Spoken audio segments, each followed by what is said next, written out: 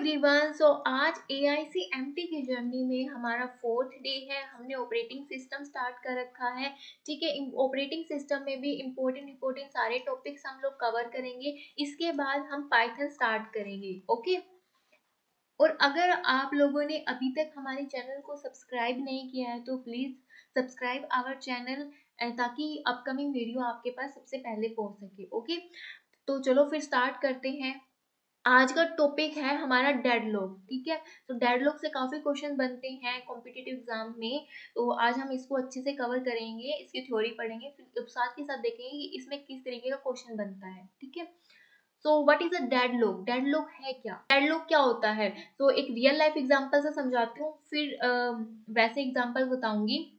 देखो कि traffic jam है रोड पे, एक इधर से गाड़ी आ रही है, एक इधर से गाड़ी आ रही है। मान लो ये ए है, ये बी है।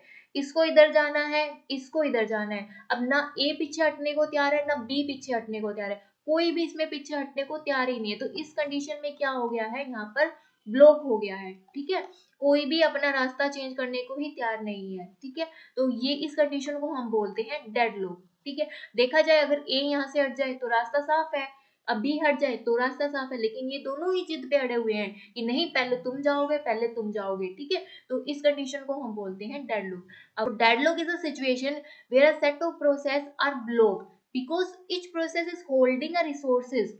एक रिसोर्स को उन्होंने होल्ड कर रखा है and waiting for another resource acquired by some other process. और वो किसका वेट कर रहे हैं? जो किसी और प्रोसेस ने यूज कर रखा है। ठीक है, किसी और प्रोसेस ने एक्वायर कर रखा है। तो देखो कैसे, जैसे मान लो यहाँ पे P1 प्रोसेस है, ठीक है, P2 प्रोसेस है, R1 प्रोसेस है, R2 प्रोसेस है। डेडलॉक मतलब कि किसी एक का भी काम नहीं होता इसमें। ठीक है, कोई भी एक प्रोसेस कंप्लीट तरीके से वर्क नहीं होती है। अगर वो वर्क हो रही है तो इसका मतलब वहां पे कोई डेडलॉक नहीं है। ठीक है, देखो जैसे P1 है, उसने देखो R1 जो है वो P1 के पास है, R2 जो है वो P2 के पास है, लेकिन P1 R2 को भी एक्वायर करना चाह रही है। ठीक है, R2 को भी यूज करना चाह रही है और P2 R1 को यूज करना चाह रही है। क्या कंडीशन होगी? R1 को ये इसने होल्ड कर रखा है और इसका ये वेट कर रही है। इसने इसको इसका वेट कर रही है और इसने इसको क्या कर रखा है? होल्ड कर रखा है। ठीक है, अब देखो, अब ये है P2 R2 को छोड़ने को तैयार नहीं है, P1 R1 को छोड़ने को तैयार नहीं है। नहीं, P1 कह रही है तू मुझे R2 भी दे दे और P2 कह रही है तू मुझे R1 भी दे दे। कोई भी छोड़ने को तैयार नहीं है रिसोर्सेज को। तो इस कंडीशन में क्या, इस कंडीशन को हम क्या बोलते हैं? डेडलॉक बोलते हैं। ठीक है, किसी एक का भी काम नहीं होता। अब स्टारवेशन और डेडलॉक में डिफरेंस समझिए, बच्चे इसमें थोड़ा कंफ्यूज हो जाते हैं। स्टारवेशन क्या होती है? मान लो यहाँ पे 3-4 प्रोसेस है, P1 P2 P3। ओके, मान लो P4 भी। अब ये वाली जो प्रोसेस है, इनको सबको यहाँ पे रिसोर्सेस मिल गए हैं, सबका काम इक्वली हो रहा है। ठीक है, लेकिन यहाँ पर जो P4 है वो अभी भी रिसोर्सेज के लिए वेट करे जा रही है कंटिन्यूस में, लेकिन उसको रिसोर्स ही नहीं मिल रही। जबकि ये एक एक घंटे से लेके बैठे रिसोर्सेज, इनका प्रॉपर तरीके से काम हो रहा है और ये कंटिन्यू वेट करती रह रही है। तो इस कंडीशन को हम बोलते हैं स्टारवेशन। ठीक है, इसमें किसी को तो रिसोर्सेज मिलते हैं, किसी प्रोसेस के काम हो रहे हैं, लेकिन डेडलॉक में किसी एक प्रोसेस का भी वर्क नहीं होता है। क्लियर? तो डेडलॉक की जो ये कंडीशंस है, कौन कौन सी ये कंडीशन है, और इसमें से डायरेक्ट क्वेश्चन बनता है आपसे। ये चारों कंडीशंस के क्वेश्चन भी आते हैं कि डेडलॉक की जो नेसेसरी कंडीशंस है वो कौन सी होती है। डायरेक्ट आपसे म्यूचुअल एक्सक्लूजन पूछ सकते हैं, होल्ड एंड वेट पूछ सकते हैं, नॉन प्रीएम्पशन पूछ सकते हैं। तो ये मोस्ट इंपॉर्टेंट टॉपिक है, बहुत हर जगह क्वेश्चन देखने को मिलते हैं इससे। ठीक है, so deadlock situation can arise if the following four condition hold simultaneously in a system. Simultaneously बोला है इसने, मतलब ये चारों की चारों कंडीशन अगर है, ठीक है, तो इसका मतलब वहां पर डेडलॉक है। अगर इसमें से कोई एक भी कंडीशन नहीं है, मान लो होल्ड एंड वेट नहीं है, तो इसका मतलब वहां पर डेडलॉक नहीं है। ठीक है, तो चारों कंडीशन होनी चाहिए वहां पर। तो अब देखते हैं कि mutual exclusion, hold and wait, no preemption, circular wait क्या होती है। म्यूचुअल एक्सक्लूजन में देखो क्या है, यहाँ पर मान लो क्रिटिकल सेक्शन है। ठीक है, क्रिटिकल सेक्शन में एक टाइम पर एक ही प्रोसेस रन होती है। तो यहाँ पर क्या है, P1 एंड P2 है। ओके, P2 अगर यहाँ पर एंटर कर लिया और P2 यहाँ पर वर्क कर रही है, ठीक है, एग्जीक्यूशन हो रहा है P2 का, तो यहाँ पर कोई अदर प्रोसेस नहीं आ सकती। ठीक है, P1 को बाहर रहकर वेट करना पड़ेगा। मान लो जैसे एटीएम है, ठीक है, एटीएम को हम एक टाइम पर एक ही बंदा यूज कर सकता है। ऐसे तो है नहीं कि एक यहाँ से पैसे विड्रॉ कर रहा है और एक यहाँ पर पैसे डिपॉजिट करा रहा है, ऐसे थोड़ी होता है। एक टाइम पे एक ही बंदा यूज कर सकता है ना एटीएम का। तो इसी तरीके यही होता है म्यूचुअल एक्सक्लूजन भी। तो म्यूचुअल एक्सक्लूजन समझ में आया? म्यूचुअल एक्सक्लूजन का मतलब कि एक प्रोसेस अंदर है तो एक प्रोसेस बाहर है। अगर एक ने होल्ड कर रखा है और दूसरे ने क्या कर रखा है, वेट कर रहा है। अब ये पता नहीं है कितना टाइम के लिए वेट करेगी, सो ये क्या है, डेडलॉक की कंडीशन है। फिर देखो hold and wait. Hold and wait में क्या होता है, सो होल्ड एंड वेट में क्या है, देखो एक प्रोसेस P1 है, एक प्रोसेस हमारे पास P2 है, एक रिसोर्सेज हमारे पास R1 है। तो R1 को मान लो P1 ने एक्वायर कर रखा है, होल्ड कर रखा है, ठीक है, यूज कर रहा है। और P2 किसका वेट कर रही है, R1 का वेट कर रही है, ठीक है। और यहाँ पे मान लो एक रिसोर्सेज और है और P1 किसका वेट कर रही है, R2 का वेट कर रही है। इसी तरीके से P2 जो है उसने किसी और रिसोर्सेज को होल्ड कर रखा है। तो ये कंडीशन क्या होगी, होल्ड एंड वेट। एक किसी को होल्ड कर रखा है और दूसरे का क्या कर रही है, वेट कर रही है। तो इस कंडीशन को भी ये, तो अगर ये कंडीशन भी वहां पर आती है तो इसका मतलब क्या है, डेडलॉक है। ओके। फिर है आपके पास नो प्रीम्पशन। नो प्रीम्पशन का मतलब क्या होता है कि मान लो सीपीयू है, ठीक है, अगर वो P1 प्रोसेस को रन कर रहा है तो वो अपनी मर्जी से ही, अगर उसको इनपुट आउटपुट चाहिए होगा तो वो अपनी मर्जी से ही आएगी। अगर उसका काम कंप्लीट हो गया तभी वो यहाँ से एग्जिट करेगी, ठीक है। कोई फोर्सफुली उसको यहाँ से P1 को यहाँ से नहीं निकाल सकता है। तो ये क्या होगी, नॉन प्रीम्पशन। मान लो यहाँ पे P1 एग्जीक्यूट कर रही है और यहाँ पर P2 वेट कर रही है, ठीक है। अब ये नहीं होगा कि P1 थोड़ी देर के लिए 2 मिनट के लिए जाए, अपना 2 मिनट का काम करके आ जाए और P2 फिर उसके बाद एग्जीक्यूट हो जाए, नहीं। P1 जितना मर्जी भी टाइम ले वो अपना सारा काम कंप्लीट करके आएगी। जब उसका एग्जीक्यूशन कंप्लीट हो जाएगा तभी वो एग्जिट करेगी, ठीक है। तो ये कंडीशन भी क्या होती है, इस टाइम भी क्या होता है, डेडलॉक अकर होता है। मान लो कि P1 को सिर्फ 1 मिनट का काम है और P1 को 100 मिनट का काम है, तो तभी भी P2 को वेट करना पड़ेगा। तो ये कंडीशन भी क्या, डेडलॉक में ही आती है, ठीक है। फिर होता है सर्कुलर वेट। सर्कुलर वेट में क्या होता है, सर्कुलर वेट में क्या होता है, देखो एक प्रोसेस हमारे पास P1 है, एक प्रोसेस हमारे पास P2 है, एक रिसोर्सेज हमारे पास R1 है, एक रिसोर्सेज हमारे पास R2 है, ठीक है। तो देखो जैसे कि P1 है और एक मान लो एक रिसोर्सेज P3 है और यहाँ पे P प्रोसेस और एक रिसोर्सेज हमारे पास 3 है। तो यहाँ पर देखो जैसे इसने इसको होल्ड कर रखा है, ठीक है, और इसने मान लो R2 ने कर रखा है और ये इसने कर रखा है, ठीक है। और ये इसका वेट कर रही है, P1 R2 का वेट कर रही है और R3 जो है वो किसका वेट कर रहा है, R1 का वेट कर रहा है, ठीक है। और P2 जो है वो P2 किसका वेट कर रही है, R1 का वेट कर रही है। तो इसमें क्या बन गया, ये सारा सर्कल बन गया, ठीक है। ठीक है, तो इसको बोलते हैं हम सर्कुलर वेट। तो जहां पर भी ये चारों की चारों कंडीशन आ गई है ना, तो इसका मतलब क्या है, वहां पर क्या है, डेडलॉक है। अगर वहां पर इनमें से कोई भी एक भी कंडीशन सेटिस्फाई नहीं कर रही है ना, तो इसका मतलब क्या है, डेडलॉक नहीं है, ठीक है। और इन चारों कंडीशन को बहुत ध्यान से देखो एक बार, तो क्योंकि इन चारों कंडीशन पे क्वेश्चन काफी बनते हैं। आपसे डायरेक्ट होल्ड एंड वेट पूछ सकते हैं, नो प्रीम्पशन पूछ सकते हैं, सर्कुलर वेट पूछ सकते हैं। इन चारों के बारे में कहीं से भी कुछ भी क्वेश्चन आते हैं, ठीक है। फिर देखो रिसोर्स एलोकेशन ग्राफ क्या होता है। Deadlock can be describe more precisely in terms of directed graph called a system resources allocation graph. The graph consist of set of vertices, set of edges, ठीक है। तो इसमें दो तरह के वर्टिसेस होते हैं। एक तो जैसे कि हम प्रोसेस के लिए क्या यूज करते हैं, सर्कल यूज करते हैं। रिसोर्सेज के लिए हम क्या यूज करते हैं, स्क्वायर यूज करते हैं, ठीक है। तो ये दो तरह के इसमें वर्टिसेस होते हैं। फिर ये क्या कहता है कि डायरेक्टेड एजेस, PI है, उसने क्या कर रखा है, RJ को होल्ड रिक्वेस्ट कर रखी है, इसको होल्ड रिक्वेस्ट एज। मान लो जैसे ये P है, ठीक है, मान लो P1 बोलते, इसको R1 है, रिसोर्स ये हो गया। तो P1 ने क्या कर रखा है, R1 को रिक्वेस्ट कर रखी है, ठीक है। और डायरेक्टेड ग्राफ एज RJ जो है, ठीक है, मान लो यहाँ पे एक और भी रिसोर्सेज है। मतलब P1 क्या कर रहा है, P1 ने यहाँ पे R1 को रिक्वेस्ट की हुई है और P1 किसको यूज कर रहा है, यहाँ पे R2 को यूज कर रहा है, ठीक है, होल्ड कर रखा है, असाइन कर रखा है, ठीक है, तो ये होता है आपका रिसोर्स एलोकेशन ग्राफ, जो अभी तक हम यूज करते हैं उसको हम बोलते हैं resource allocation graph.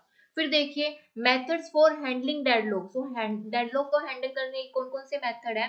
We can use a protocol to prevent और avoid the deadlock, ensuring that system will never enter a deadlock state। तो ये क्या है कि या तो जैसे ही डेडलॉक आया उससे हम किस तरीके से प्रिवेंट कर सकते हैं, डेडलॉक को हम किस तरीके से अवॉइड कर सकते हैं। ठीक है, मतलब सिस्टम में एंटर करने से पहले ही हम डेडलॉक का सफाया कर दें। ये यहाँ पे ये कह रहा है डेडलॉक प्रिवेंशन और डेडलॉक अवॉइडेंस स्कीम्स से। मान लो जैसे कि कोरोना का टाइम था, तो हम पहले से ही मास्क लगा रहे हैं, प्रिकॉशंस ले रहे हैं, ठीक है, इसको टच नहीं करना है हमें, मतलब अगर कुछ भी हम बाहर से ला रहे हैं तो उसको वॉश करके खाना है ना। इस तरीके से हम क्या कर रहे थे, प्रिकॉशन ले रहे थे। हम पहले हमें ये पता था कि हाँ हमें कोरोना लग सकता है, और हमें पता है कि अगर हम ये चीजों का फॉलो कर सकते हैं तो हम इससे बच सकते हैं। तो ये चीज होगी डेडलॉक प्रिवेंशन एंड अवॉइडेंस। ठीक है, फिर क्या है, we can allow the system to enter a deadlock state, detect it and cover it. अब यहाँ पर क्या है, मतलब आपको कोरोना हो गया है, फिर हम उसका क्या कराने जा रहे हैं, इलाज करवाने जा रहे हैं। ये इस तरीके से है कि डेडलॉक आ चुका है सिस्टम में, फिर हम डिटेक्ट किया और फिर उसको हमने क्या करवा दिया, रिकवर करा दिया। तो इसमें कौन सा होता है, डेडलॉक डिटेक्शन मेथड। ठीक है, डेडलॉक डिटेक्शन जिसको हम बोलते हैं। क्लियर। और डेडलॉक अवॉइडेंस किससे हम करते हैं, बैंकर एल्गोरिथम्स यूज करते हैं। डायरेक्ट क्वेश्चन बनता है। ठीक है, डेडलॉक अवॉइडेंस हम किससे वो करते हैं, बैंकर एल्गोरिथम से। We can ignore the problem altogether and pretend that deadlock never occur in the system। So ये कैसा है, ये कहता है कि ये मतलब जो सिस्टम में वर्क हो रहा है ना उसको चलने देगा। थर्ड केस हमारा ये कहता है, ये कहता है कि कभी डेडलॉक आया ही नहीं था। जैसे कोरोना में मान लेते कुछ लोग ऐसे हैं, अरे क्या कोरोना, कुछ कोरोना नहीं होता, ऐसे चलो हो गया, अगर किसी को हो गया और फिर वो सीधा ऊपर ही जा रहे हैं, फिर भी वो लोग डरे क्या कोरोना, ये तो ये बीमारी थी, है ना। तो ये इस वाली कंडीशन में आता है कि हाँ ठीक है भाई, उनको पता है डेडलॉक आ गया, लेकिन फिर भी वो काम करे जा रहे हैं। ठीक है, तो इस कंडीशन में प्रिटेंड करते हैं कि प्रॉपर उसको इग्नोर ही कर देना। आ रहा है ठीक है, हम पता है कि डेडलॉक है, लेकिन प्रॉपर उस तरीके से उसको नेग्लेक्ट कर दिया। तो मेनली तो इन दो पे क्वेश्चन आते हैं आप लोगों के, ये तो वैसे है। ठीक है, कि मतलब डेडलॉक अवॉइडेंस किसमें होती है, प्रिवेंशन कैसे करते हैं, डिटेक्शन क्या होता है, अवॉइडेंस के लिए हम कौन से एल्गोरिथम यूज करते हैं, तो बैंकर एल्गोरिथम यूज करते हैं। ओके, डेडलॉक प्रिवेंशन में क्या क्या चीजें होती हैं ये देखो। A deadlock to occur each of the four necessary condition must hold, by ensuring that at least one of these condition cannot hold, we can prevent the occurrence of deadlock। तो ये क्या कहता है, डेडलॉक प्रिवेंशन में zone सी अभी हमने condition देखी थी ना नेसेसरी वाली की, ये चार कंडीशन है तो इसका मतलब डेडलॉक है। उन चारों में से अगर एक कंडीशन को भी हम वहां से हटा देना, तो इसका मतलब क्या है कि वहां पे कोई डेडलॉक नहीं है। ठीक है, प्रिवेंट कर दिया हमने उसको। तो फर्स्ट क्या है, mutual exclusion. We can not prevent deadlock by denying the mutual exclusion condition. तो इसमें जैसे कि अभी क्या था, मान लो P1 यूज कर रही है और P2 क्या वेट कर रही है, बात यही था। ठीक है, और जब तक P1 अपना काम खत्म करके बाहर नहीं आएगी तो P2 यहाँ पर एंटर नहीं कर सकती। कंडीशन ये भी हो सकती है कि क्या पता यहाँ पर शेयर्ड मेमोरी है। ठीक है, P1 भी इसको यूज कर रही है और P2 भी यहाँ पर इसको यूज कर रही है। ठीक है, तो उस कंडीशन में म्यूचुअल एक्सक्लूजन की कंडीशन आएगी ही नहीं, है ना। अगर वहां पे शेयर मेमोरी है तो म्यूचुअल एक्सक्लूजन की कोई कंडीशन ही नहीं आएगी। तो इस तरीके से हम यहाँ पर इसको प्रिवेंट कर सकते हैं म्यूचुअल एक्सक्लूजन को। ओके, फिर देखो hold and wait. Hold and wait क्या कहता है, whenever a process requests resources, it does not hold any other resources। ठीक है, one protocol to request and be allocated all its resources before it begins execution। तो इसमें क्या कहता है, ये कहता है कि हमें ना पहले ही बता दो आपको कितने रिसोर्सेज चाहिए एग्जीक्यूशन से पहले। ठीक है, जब तक आपको सारे रिसोर्सेज नहीं मिल जाते ना तब तक एग्जीक्यूशन के लिए जाना ही नहीं है। ठीक है, तो अगर ये कंडीशन वहां पर आती है, तो अगर तो हम इस चीज को फॉलो करते हैं तो वहां पे होल्ड एंड वेट वाली कंडीशन नहीं आएगी। ठीक है, देखो जैसे कि अभी ये बोलता है जैसे कि P1 है, ठीक है, उसको उसके पास R1 उसको फ्री मिल रहा है, लेकिन R2 के लिए उसको वेट करना पड़ रहा है। लेकिन यहाँ पर अगर ये पहले ही, ये कहते हैं कि पहले ही बता दो कि आपको P1 को कौन कौन से चाहिए, जैसे इसको R1 चाहिए और R2 चाहिए, ठीक है, लेकिन कंडीशन तो ये है कि यहाँ पे फ्री है, यहाँ पे वेट करना पड़ा, तो ये बोलेगा कि भाई R2 को भी फ्री होने दो, मैं आराम से बैठ के यहाँ वेट करता हूँ, जब R2 फ्री हो जाएगा ना फिर मैं अपना एग्जीक्यूशन स्टार्ट करूंगा, ठीक है। तो इस कंडीशन में होल्ड एंड वेट वाली कंडीशन नहीं आएगी, ठीक है। तो इसको हम इस तरीके से प्रिवेंट कर सकते हैं। फिर क्या है नो प्रिवेंशन। नो प्रिवेंशन को किस तरीके से करते हैं, सिंपल सी बात है कि हम क्या कर देंगे, प्रिवेंशन कर देंगे वहां पे, ठीक है। जैसे कि सीपीयू है, वहां पे P1 है, ठीक है, तो नो प्रिवेंशन तो यही होता है कि P1 जब मन कर गया तब जब उसका मन करेगा तब वो एग्जिट करेगी, इतने P2 वेट करती रहेगी। लेकिन अगर हमें इसको प्रिवेंट करना है, ठीक है, तो उसका सॉल्यूशन क्या है कि P2 क्या करेगी कि भाई मुझे सीपीयू चाहिए, मेरे को रन हो रहा है, P1 को यहाँ से निकाल देगी, ठीक है। तो इस कंडीशन को हम क्या बोलते हैं, प्रिवेंशन कंडीशन। हमने फोर्सफुली इसको निकाल दिया, भाई ठीक है तेरा थोड़ा काम हो गया, अब तू मेरे को यहाँ पे काम करने दे, ठीक है। तो इस कंडीशन को हम क्या बोलते हैं, प्रिवेंशन। तो इसको हम इस तरीके से सोल्व कर सकते हैं। देखो, if a process is holding some resources and request another resource that can not be immediately allocated to it, that is the process must wait, then all resources the process is currently holding are preempted। सारों को क्या कर दिया हमने, जो अभी तक scheduling हम नो प्रिएम्पशन यूज कर रहे थे वहां पे हम लोग क्या यूज करेंगे, प्रिएम्प्टिव वाली, ठीक है। फिर क्या है सर्कुलर वेट। तो सर्कुलर वेट में हम किस तरीके से करेंगे, मान लो इसी तरीके से था, जैसे कि अब इसमें देखो क्या है, each process can request resources only in increasing order of enumeration। मतलब कि इंक्रीजिंग, जैसे प्रोसेस P1 है, ठीक है, R1 R2 को कर रही है, ठीक है। अगर जैसे यहाँ पे P2 है, मान लो वो R3 R4 को कर रही है, मान लो यहाँ पे P3 है और वो यहाँ पे पहले R6 का यूज कर रही है और फिर R1 को भी यूज कर रही है, तो ऐसे नहीं होगा, ठीक है। तो पहले उसको R1 को यूज करना पड़ेगा, फिर उसको R6 को यूज करना पड़ेगा, इंक्रीजिंग ऑर्डर में चलेगा। देखो जैसे यहाँ पे R1 है, ठीक है, R2 है, R3 है, R4 है, R5 है, R6 है, ठीक है। तो जैसे अब जो R1 है, ठीक है, प्रोसेस P1 ने R1 ले लिया, R2 ले लिया, ठीक है, प्रोसेस P2 ने R3 ले लिया, R4 ले लिया, फिर 5 और 6 इस तरीके से ले लिया। अब ये R6 और R1 नहीं ले सकती, अगर R6 और R1 ले लिया तो इसका मतलब सर्कुलर वेट हो गया, ठीक है, इसको इसको यूज कर लिया और इसका वेट कर लिया, नहीं, ये बोलते हैं सिर्फ आप इंक्रीजिंग ऑर्डर में ही वेट कर सकते हो, ठीक है, आप सिर्फ इंक्रीजिंग ऑर्डर में ही चल सकते हो, तो इसमें जो है सर्कुलर वेट की कंडीशन नहीं आएगी, ठीक है। तो इस तरीके से हम इसको प्रिवेंट कर सकते हैं। ओके, सो ये इंपॉर्टेंट टॉपिक है, मैं सिर्फ उतना ही टॉपिक्स आप लोगों को दूंगी जितना आप लोगों के लिए इंपॉर्टेंट होगा, ठीक है। और मैंने अभी बताया है कि पहले हम ऑपरेटिंग सिस्टम के इंपॉर्टेंट टॉपिक्स कवर करेंगे, उसके बाद हम पाइथन स्टार्ट कर देंगे, ठीक है। और आज के लिए सिर्फ इतना ही, that's enough for today and thank you for watching my video. And अगर आप लोगों ने हमारा चैनल सब्सक्राइब नहीं किया है तो प्लीज सब्सक्राइब आवर चैनल।